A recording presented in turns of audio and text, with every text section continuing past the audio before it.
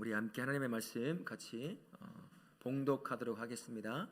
마태복음 28장 19절에서 20절까지의 말씀입니다.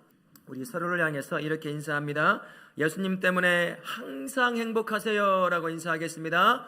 예수님 때문에 항상 행복하세요. 예수님 때문에 언제나 행복한 그러한 성도님들 되시길 바랍니다. 여러분, 많은 운동선수들이 꿈꾸는 것이 있어요. 무엇을 꿈꿀까요? 인생을 다 소비해가면서 어린 시절 놀고 싶고 먹고 싶은 걸 다 절제하면서 꿈을 꾸게 되는 게 있죠. 뭐가 있을까요? 프로 선수가 되는 게 꿈입니다.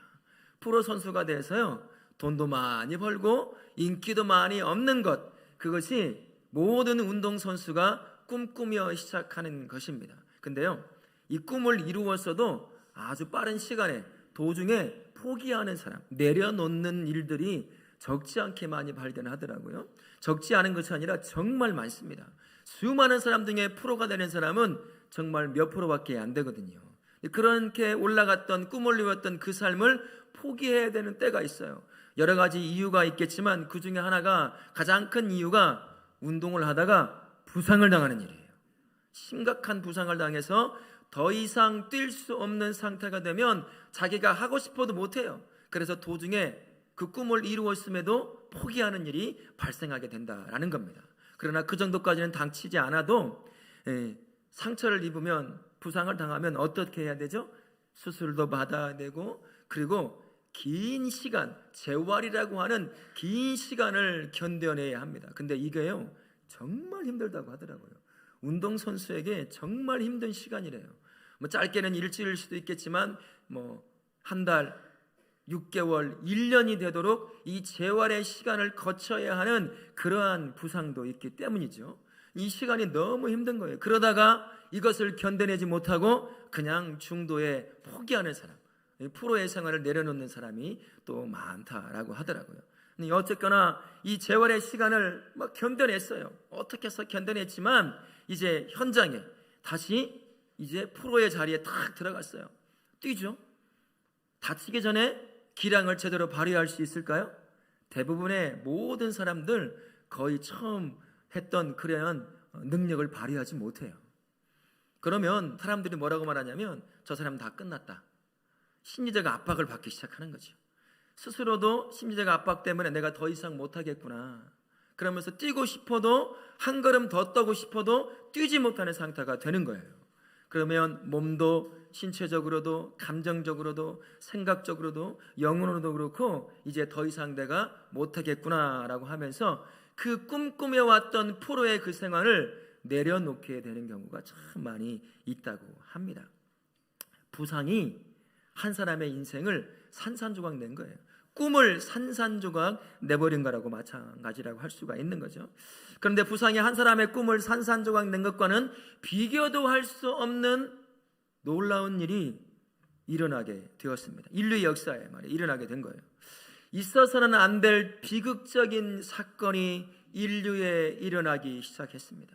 하나님의 마음이 담겨져 있는 그 피조물들, 가장 존귀하고 아름다운 피조물인 인간이 죄 가운데 무너져 버리게 된 거예요.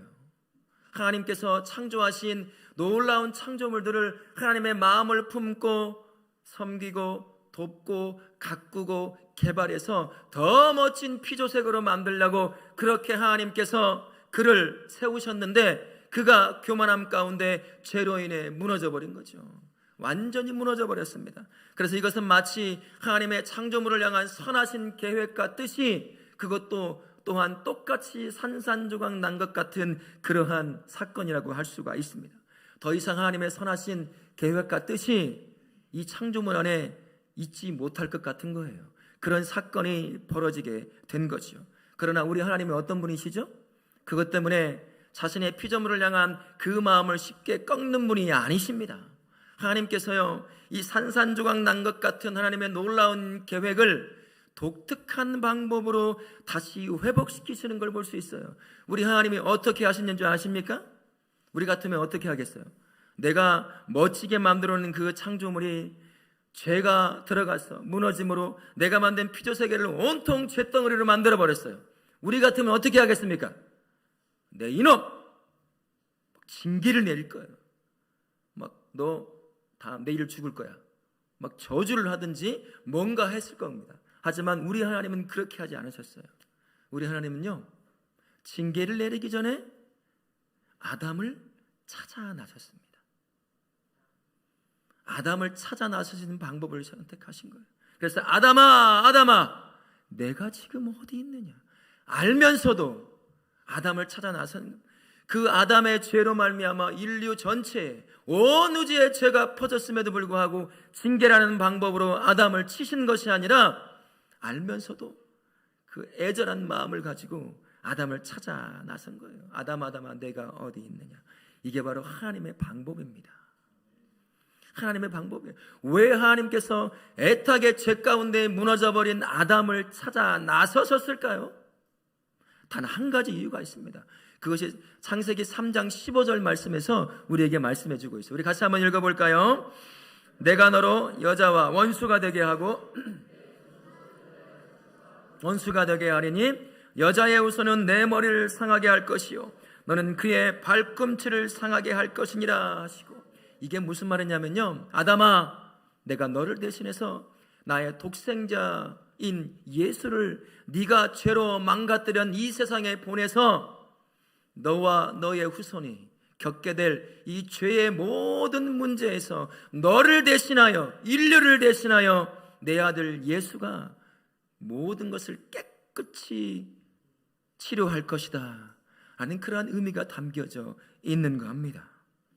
이것이 바로 하나님이 가지신 죄 가운데 무너진 인류를 향한 하나님의 꿈이었어요. 무너진 그 꿈. 그 꿈을 누구를 세워서 그 꿈을 이루시기를 시작하셨나요? 아니죠. 죄에 무너진 아담을 찾아가심으로 시작하셨어요. 그를 통해 죄가 들어왔음에도 불구하고 그를 징계함 가운데 죽음으로 몰아넣지 않고요, 우리 하나님은 그를 찾아가신 거예요. 애타게. 그래서 그를 딱 찾아서 품으신 거죠. 그에게 내가 너를 통해서 내가 창세기 3장 15절에 예언된 그 말씀, 너를 통해 인류를 구원하고자 하는 그 꿈을 너를 통해 이룰 거야. 네가 나의 꿈의 시작이야. 우리 같으면 죽였겠죠. 멸망시켰을 겁니다. 하지만 우리 하나님은 그렇지 않아요. 죄 가운데 무너진 아담을 찾아 그를 꿈으로 세워 자신에게 품으신 거예요. 그래서 찾아가신 겁니다. 그 이후에 어떤 일이 발생했을까요? 수많은 사람들이 세워지면서 더 큰 악 가운데 막 빠져요. 그런데 하나님이 징계를 내리실 때가 종종 있었습니다. 그 징계를 내리실 때 모든 인류를 다 죽이셨을까요? 그렇지 않아요. 살려내셨습니다. 왜 그럴까요? 하나님께서 예언한 그 꿈을 성취하기 위함이었습니다. 그 대표적인 사람이 누가 있겠습니까? 노아라고 하는 사람이었어요. 그 당시 온 인류가 살아가는 삶의 바탕은 죄 가운데 완전히 무너진 그러한 삶을 살고 있었습니다. 하나님께서 참다 견디다 못해 물로 홍수로 다 쓸어버리기로 하셨어요. 그러나 우리 하나님은 그런 분이 아니시죠? 아담을 품으신 하나님, 이제 누구를 품으시겠어요? 노아라고 하는 사람을 품으십니다. 네가 인류를 구원하고자 하는 나의 꿈이야. 그래서 그를요 산 위에 딱 세우셔요. 산 꼭대기에 세워놓고 수십 년 동안 배를 지게 만들어요. 바보가 되게 만들고 정신 나간 사람이 되게 만들어요. 왜 그랬을까요? 그를 바라보고 하나님이 인류를 향해 무엇을 하기를 원하시는지를 보여주기는 거예요. 노아가 하나님의 꿈인 거예요. 이 땅을 구원하고자 하신 하나님의 꿈으로 노아와 그의 가족을 세우신 겁니다. 수많은 사람이 그를 바라봤겠죠. 그러나 아무도 그의 모습을 통해 하나님의 꿈을 보지 못했어요. 다 정신 나간 사람, 쓸데없는 짓을 하고 있는 사람으로 여긴 것이죠. 우리 하나님이 이렇게 품으시는 거예요. 아담을 품으셨던 것처럼 이제는 노아를 자신의 구원을 이루고자 하는 꿈으로 품으시고 그를 통해서 인류 구원이 계속 진행되도록 하나님께서 노아를 꿈으로 품으신 거란 것입니다. 어디 하나님의 꿈이 아담과 노아 뿐이겠습니까? 창세기 3장 15절에 담겨져 있는 그 하나님의 꿈인 그 꿈을 이루기 위해 수많은 하나님의 꿈들이 살다가 지나갔어요. 대표적인 사람도 누가 있겠습니까? 아브라함이라고 하는 사람이에요. 아브라함의 아들이 누구죠? 이삭도 하나님의 꿈이었습니다. 인류의 구원을 이루기 위한 하나님의 꿈이었어요. 이삭 다음에 누구예요? 야곱이죠. 야곱 다음에 또 누가 있을까요? 요셉이 하나님의 꿈이었습니다. 인류를 구원하기 위한 하나님의 꿈으로 그를 선택해서 그가 하나님의 꿈이 되어 그 인류를 구원하고자 하는 것이 끊이지 않도록 연결시키는 역할을 했습니다. 모세가 바로 그 사람이었어요. 여호수아가 바로 그 사람이었습니다. 사무엘이 그 사람이었고요. 다윗이 그 사람이었어요. 솔로몬이 그 사람이었습니다. 어디 이 사람들만 하나님의 꿈으로 쓰임받았을까요? 수많은 사람들이 인류를 구원하고자 하는, 나 같은 자를 구원하고자 하는 하나님의 꿈이 되어 하나님의 꿈을 단계마다 이루어 온 사람들, 수많은 사람들이 있었습니다. 그리고 그 사람들을 거쳐 드디어 딱 때가 되자 창세기 3장 15절의 예언이 성취가 되는 거죠. 예수님이 다 이 땅에 내려오셨습니다. 그래서 창세기 3장 15절에 담겨져 있는 하나님의 꿈을 완전히 성취해내셨습니다. 인간의 몸을 입고 이 땅에 오셔서 십자가에 대신 죽으심으로 그 꿈을 이루었어요. 그러나 완전히 이루어진 것 같은데 뭔가 하나가 부족함이 있었습니다. 예수께서 십자가에서 이루신 구원은 완전한 구원이었어요.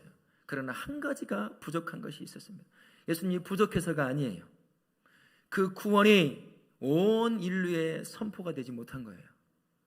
예수께서 이 땅에 오셔서 구원을 완벽하게 이루셨지만 그 구원을 들어야 할 수많은 사람들이 여전히 남아 있었던 겁니다. 그때도 그랬고 지금도 마찬가지예요. 수많은 사람들이 예수님이 십자가에서 이루신 구원을 듣지 못하고 지옥의 길로 가고 있는 현실, 그때도 그렇고 지금도 똑같은 현실이라는 것입니다. 그래서 예수님이요, 십자가를 지시기 전에 독특한 방법을 사용을 하셨습니다. 이 하나님의 인류를 위한 구원의 꿈을 이룰 수 있도록 독특한 방법으로 역사하신 것이었어요. 특별한 일을 행하셨다는 겁니다. 어떤 일을 행하셨냐면 12제자를 선택하셨어요.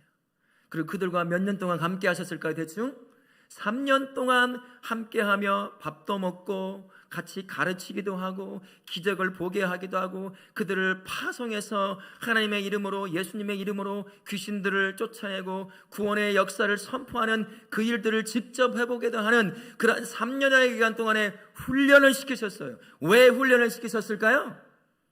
하나님의 구원의 꿈이 되게 하시려고요. 그 꿈을 품고 인류 역사에 구원에 없어 죽어가는 수많은 사람들에게 그들을 통해 구원을 선포하게 하기 위해서 그들을 3년 동안 함께하면서 하나님의 꿈이 되도록 훈련시킨 분, 그분이 특별한 방법으로 하나님의 꿈을 이루어가는 단계를 가지고 가신 것입니다. 그러고 나서 부활하시고 나서 어떤 일을 하셨을까요? 그들에게 특별한 말씀, 2가지 말씀을 주셔요. 첫 번째가 우리가 오늘 본문으로 읽었던 말씀이죠. 마태복음 28장 19절부터 20절 다시 한번 같이 읽어볼까요? 그러므로 너희는 가서 모든 민족을 제자로 삼아 아버지와 베풀고 내가 너희에게 분부한 모든 것을 가르쳐 지키게 하라. 볼지어다 내가 세상 끝날까지 너희와 항상 함께 있으리라 하시니라. 이 말씀을 주시고 나서 또 한 말씀을 주셨어요. 사도행전 1장 8절, 여러분 너무나 잘 아신 말씀이죠. 다시 한번 같이 읽겠습니다. 시작. 오직 성령이 너희에게 임하시면 너희가 권능을 받고 예루살렘과 온 유대와 사마리아와 땅끝까지 이르러 내 증인이 되리라 하시니라. 이 2 말씀을 주신 이유가 뭐겠습니까? 무슨 의미겠어요? 그 이전에 제자들이 세우기 전에 수많은 하나님의 꿈들이 지나갔습니다. 그래서 하나님의 인류의 구원이 멈추지 않도록 성취되도록 그때마다 꿈이 되어 살아갔던 수많은 사람들이 다 지나간 뒤에 이제 너희 차례야. 너희 12명이 이제 하나님의 구원에 대한 꿈이 되어서 온 땅에 퍼져 그 구원을 선포하라고. 그래서 내가 너희에게 성령이 함께하게 하고 성령의 능력으로 세례를 베풀고 가르쳐 지키게 하라 라고 한 것이다 라는 것입니다. 12제자가요 이젠 하나님의 꿈이 되어야 했던 거죠. 물론 그 중에 어떤 사람도 있었어요. 스스로 자살하는 사람도 있었습니다. 예수님을 저주하고 도망친 사람도 있었어요. 다 뿔뿔이 흩어져 버렸습니다. 그러나 죄를 지은 아담을 찾아 나서셨던 하나님이 똑같이 저주하고 도망친 제자들을 향해 찾아 나섰었어요. 다시 그들을 탁 세우십니다. 하나님의 꿈이 되도록 이 두 말씀을 주셔서 이들이 온 땅에 퍼져서 구원의 복음을 선포하게 하신 거예요. 여러분, 저와 우리가 어떻게 예수의 이름을 듣고 그 구원의 은혜를 누릴 수 있었을까요? 12 제자가요, 하나님의 꿈이 되어서 그들이 순교하면서까지 복음을 전했기 때문에 지금 저와 우리가 예수의 이름 안에서 구원의 은혜를 누리고 있는 줄로 믿습니다. 구원의 은혜를 누리고 있는 성도, 그리고 성령과 동행하는 성도는 이 삶은 그래서 특별한 의미 한 가지가 또 주어진다고 할 수가 있어요. 수많은 제자들이 세워지고 그들이 하나님의 구원의 꿈이 되어서 순교를 하며 복음을 전했던 것처럼 이제 너희가, 제가, 우리 성도님들이 한 분 한 분이, 우리 다음 세대 아이들이 이제 하나님의 구원을 향한 꿈이라고 부르시고 계신다는 의미가 담겨져 있는 겁니다. 그저 너 혼자 잘 먹고 잘 살라고 나를 구원해 주신 것이 아니에요. 너 혼자 예수님 안에서 구원의 기쁨과 즐거움을 누리라고 우리를 구원해 주신 것이 아니라는 것입니다. 이제 네 차례라는 거예요. 이제 네가 하나님의 꿈이 되라라고 그렇게 말씀하고 있는 겁니다. 그래서요, 하나님의 자녀된 성도인 저와 우리에게 또 다른 특별한 신분 하나를 주셨거든요. 놀라지 마세요. 그 신분이 뭔지 베드로전서 2장 9절에 우리에게 이렇게 말씀합니다. 우리 같이 한번 읽어보겠습니다. 그러나 너희는 거룩한 나라요 그의 소유가 된 백성이니 이는 너희를 어두운 데서 불러내어 그의 귀한 빛에 들어가게 하신 이의 아름다운 덕을 선포하게 하려 하십니다. 예수님께서 저와 우리에게, 하나님의 꿈이 된 저와 우리에게 무엇을 주셨습니까? 하늘나라의 왕권과 제사장권을 가지고 있는 왕같은 제사장의 신분을 우리에게 허락하여 주셨습니다. 아멘. 근데요, 이 왕같은 제사장의 신분은 인류 역사에 딱 두 분만 가지고 있었습니다. 두 분에게만 주어졌어요. 창세기 14장에 보게 되면 멜기세덱이라고 하는 왕이 등장을 합니다. 그는 어디서 왔는지, 어떻게 왕으로 세워졌는지 아무도 몰라요. 왜 그런 줄 아세요? 하나님이 그를 세웠기 때문이에요. 그를 통해서 오실 예수님을 보여주는 그림자로 사용하셨거든요. 그래서 어디서 어떻게 왕이 되었는지 아무도 몰라요. 하나님이 세우셨기 때문에. 그리고 한 분은 누굴까요? 예수님이십니다. 예수님이 왕같은 제사장이에요. 그분이 가지고 있는 직분이 그것이었습니다. 그렇게 본다면요, 왕같은 제사장의 직분은 단 한 분밖에 없는 거예요. 누구죠? 예수 그리스도밖에 없어요. 왕같은 제사장이신 예수 그리스도가 우리를, 저와 우리 성도님들을 뭐라고 부르셨다고요? 자신과 똑같은 왕같은 제사장으로 우리를 불러 세웠다. 그 말씀을 하고 있는 거예요. 놀라지 않으세요? 저는 깜짝 놀랐어요. 내가 뭐라고 왕같은 제사장으로 나를 삼으셨을까? 이유는 단 한 가지입니다. 하나님의 새로운 역사죠.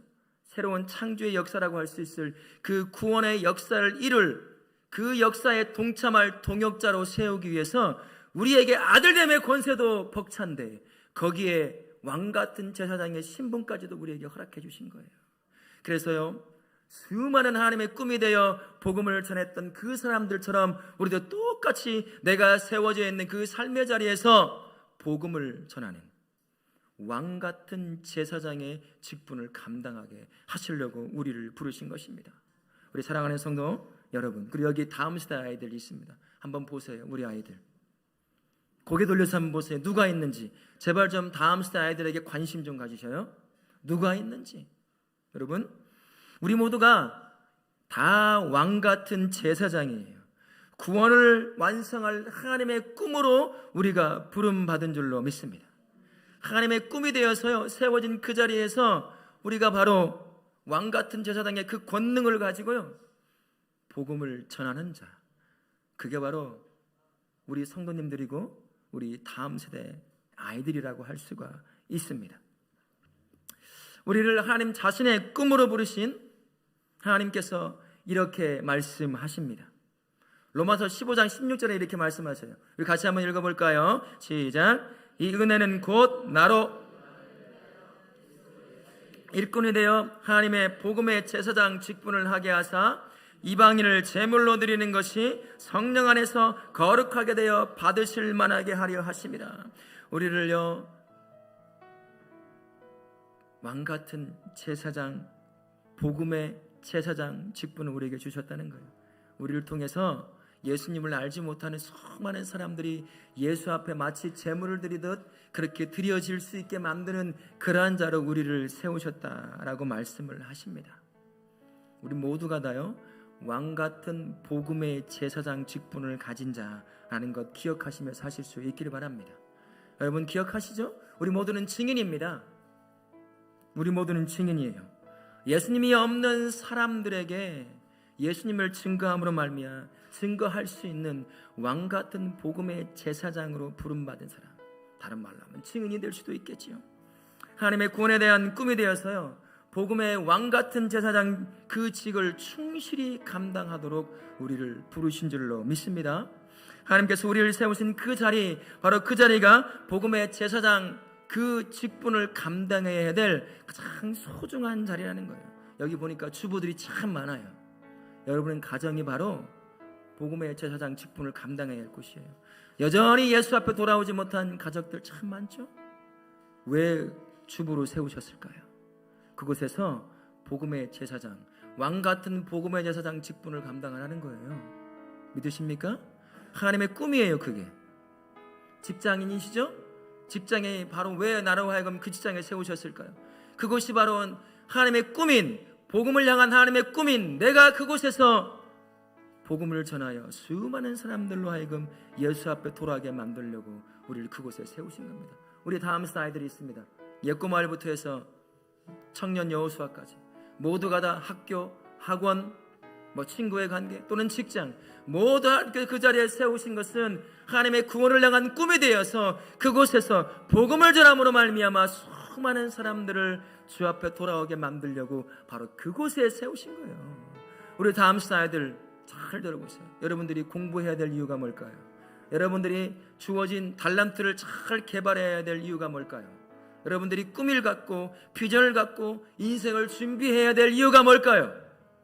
돈 많이 벌고 성공하고 출세하는 것, 그것이 여러분에게 주어진 인생의 꿈이 아니에요.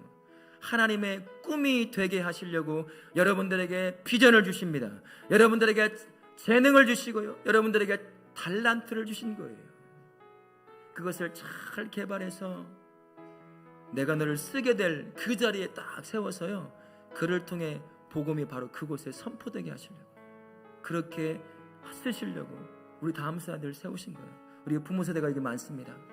여러분 부모 세대 어떻게 세우실래요? 우리 아이들, 야 열심히 공부해, 돈 많이 벌어, 출세해야 돼, 인기 얻어야 돼, 권력 얻어야 돼, 그런 걸 꿈으로 심어주시겠습니까? 절대 믿는 사람은 그래서는 안 됩니다. 예수님을 심어주십시오. 인류 구원을 향한 하나님의 꿈을 심어주십시오. 꿈이 되게 하십시오. 여러분 기억하십시오. 하나님의 꿈이 되어 살아가는 그 인생 누가 책임져 주시는지 아세요? 우리 하나님이 책임져 주셔요. 우리 하나님이 이끌어가요. 부모가 이끌어가는 게 아닙니다. 착각 가운데 빠져 있지 마세요. 예수님이 그 안에 인생의 주인 되고 구원의 꿈이 되어 살아간다면 그 꿈을 이룰 수 있도록 하나님께서 이끌어 가시는 거예요. 사람도 붙여주시고 환경도 허락하시고 필요한 능력도 주시고 지혜도 주시고, 주실 물질이 필요하다면 물질도 주십니다. 건강도 주셔요. 나는 못 주잖아요. 줄 거 있으셔요? 돈 가졌으면 얼마나 가지고 계셔요? 회사 하나 차려줄 정도로 가지고 계십니까? 건강 주실 수 있어요? 비전 줄 수 있나요? 우리는 못 줘요. 누가 줄 수 있죠? 하나님이에요. 그러니 하나님의 꿈이 되어야 돼요. 우리 아이들, 네가 하나님의 꿈이야. 너를 통해 하나님 놀라운 역사를 이룰 거야. 다음 세대뿐만 아니죠. 우리 모두가 다 꿈인 거예요. 그래서요, 하나님께서 이 아이들을 이끌어가도록 그렇게 하셔야 합니다. 여러분 우리 다니엘 기도회 3일째 호용한 목사님 간증 들어보셨죠? 거기에 한 청년의 이야기가 나오잖아요. 계엄 예배만 드리면 망하는 청년, 6번을 망해요. 7번째 예배를 드리려고 하는데 마음속에 또 예배 드리면 망할 것 같은데, 그 목사님 마음속에 외침이 뭐였는지 기억나세요? 야 이놈아 밥이나 먹고로 살아라. 그 마음을 먹고 계엄 예배를 드렸다잖아요. 그 사람이 누구죠?